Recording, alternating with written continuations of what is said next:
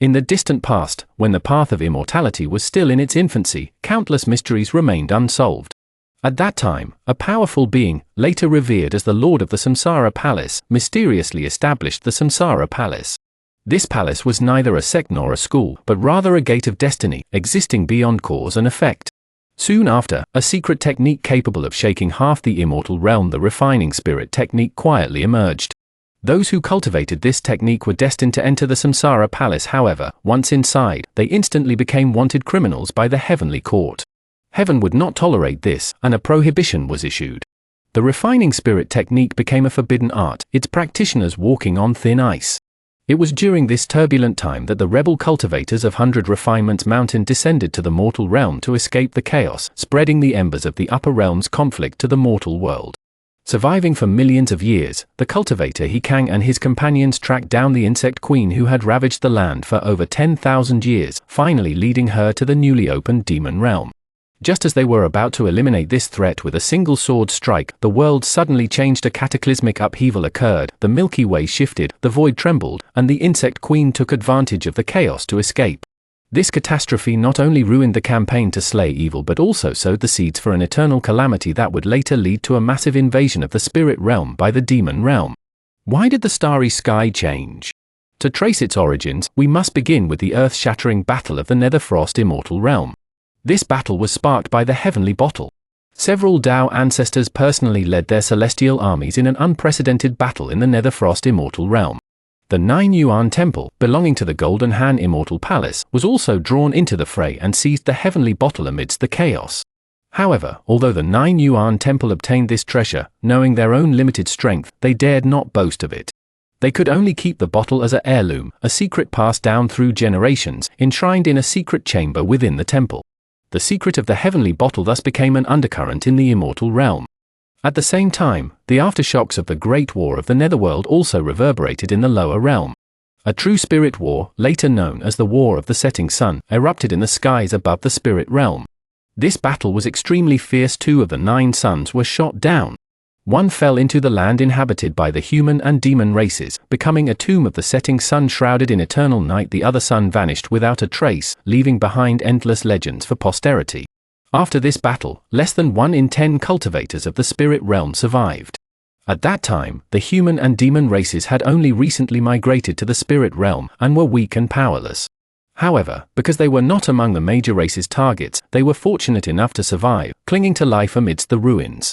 About 1 million years ago, in the Blood-Bone sect of the Blood Heaven continent, a cultivator known as the Heavenly Cauldron True Man endured countless near-death experiences, finally passing the tribulation of lightning and ascending to the immortal realm, leaving behind his lineage in the mortal world. Afterwards, a number of human cities, represented by Yuyang City, gradually rose in the spirit realm, attracting merchants and cultivators from all directions. This phenomenon signifies that after millions of years of wandering, the human and demon races have finally established themselves on this foreign land. During the same period, the Silent Sword sect of the immortal realm rose to prominence, its swordsmanship reaching the heavens, its fame resounding throughout the land. However, its glory was short-lived, vanishing quietly in less than 1,000 years, leaving behind an unsolved mystery for posterity. It was also during that time that the Crab Daoist's master perished. The Crab Daoist's physical form was injured, and he retreated to the vicinity of the Bitter Spirit Island in the demon realm to heal, remaining asleep for hundreds of thousands of years. Later deductions suggest that his master was likely the last sect leader of the Silent Sword sect, and also a secret member of the Samsara Palace. The demise of the Silent Sword sect had far-reaching consequences. The sect's inherited secret realm, the Guanghan realm, was thus separated from the immortal realm, falling into the void and ultimately landing in the spirit realm's sea. Thus arose the eerie phenomenon of the desolate wind in the Black Wind Sea. Wherever the wind passed, spirits trembled, and secret realms appeared and disappeared, becoming a place where countless cultivators sought enlightenment in later generations. Hundreds of thousands of years ago, the remains of a traitorous cultivator from 100 Forging Mountain were accidentally discovered in the mortal realm below. The remaining Daoist essence and 100 forging techniques on the remains created a generation of powerful figures for the human race. At the same time, the colossal magic array protecting Twenyuan City and the human and demon races was finally completed. This array, as majestic as an insurmountable chasm, was based on the fortune of the two races, defending against powerful enemies externally and uniting the hearts of the people internally. From then on, the human and demon races finally established themselves in the spirit realm, entering a period of stable development that lasted for tens of thousands of years. It was also at this time that the Second Spirit Realm War broke out in full force. Several super-powerful races, including the evil Dragon Clan, which had once dominated their respective regions, were annihilated in the flames of war. The fierce collision of the Xiantian treasures unexpectedly tore open the void, allowing the Guanghan realm, which had been slumbering deep within the Black Wind Sea, to see the light of day again. This realm was originally the legacy site of the Silent Sword sect, brimming with spiritual energy and naturally formed laws. Along with it appeared in the world, thousands of Guanghan tokens also materialized. The release of these tokens opened the realm, quietly brewing a conflict that would engulf the spirit realm, the human realm, and even the demon realm. About 10,000 years ago, the heavenly bottle had been secretly stored in the 9 Yuan temple for millions of years. Successive temple masters had tried their utmost to claim it as their master, but the bottle remained unmoved, like a lifeless object. As time passed, those who coveted it emerged. A mysterious cultivator, later known as Skeleton Brother, stole the bottle, shaking the 9 Yuan temple and unleashing a horde of pursuers. During their escape, for reasons unknown, the bottle and its spirit suddenly separated, tearing through the void and falling to opposite ends of the realms. The spirit landed on Bitter Spirit Island in the demon realm, adjacent to the slumbering place of the Crab Daoist, and over the years transformed into the Cleansing Pool, a sacred pool for demon cultivators to cleanse their marrow and refine their essence. The bottle itself plunged into the endless void, drifting for tens of thousands of years before finally settling on Rainbow Mountain in the human realm. Meanwhile, the thief, Skeleton Brother, hid at the bottom of the sea, using secret techniques to reshape his physical body, a process that also took over 10,000 years. Tens of thousands of years ago, the demon realm accidentally discovered a rift leading to the human realm. Using this passage, the demon army began tentative infiltration and invasion, burning, killing, and looting, causing immense suffering to the human world.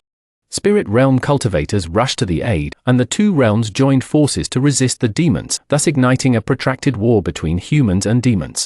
After the war, the spiritual energy in the human realm grew increasingly scarce, the spiritual veins dried up, and powerful cultivators ascended or migrated away, making the human realm a dead end for cultivators.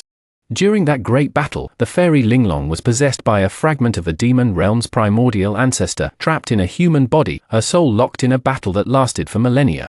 Tens of thousands of years after the smoke of the human-demon war dissipated. In the human realm, in the Yu Kingdom, at the Seven Mysteries sect, a young man of mediocre talent and humble origins, driven by a sliver of unwillingness and perseverance, knocked on the sect's gate. His name was Han Li. On a night destined to be extraordinary, he was sent by his master to Tsaixia Mountain to gather herbs. Dusk fell, and a mountain breeze blew. Just as he bent down to pick them up, a small, dark green bottle fell from the sky. It was the Palm Heaven bottle, adrift for over 10,000 years. However, the bottle landed in the grass, and he searched for it for a long time without success. Just then a hand, traversing immeasurable space and time, urgently kicked it. The small bottle rolled out, landing precisely at the young man's feet. He bent down to pick it up. The bottle was cool to the touch, as if it held the weight of eternity. Seeing this, I can't help but ask my fellow cultivators, what would the story have been like without that one step that traversed time? Would Han Li, that ordinary-looking boy with no background or resources, have silently practiced in a corner of the Seven Mysteries sect, enduring countless days of obscurity, ultimately dying like most disciples either in a mission or old age at the sect gates, living a mediocre life? Or perhaps, his resilience and willpower weren't tied to a small bottle at all?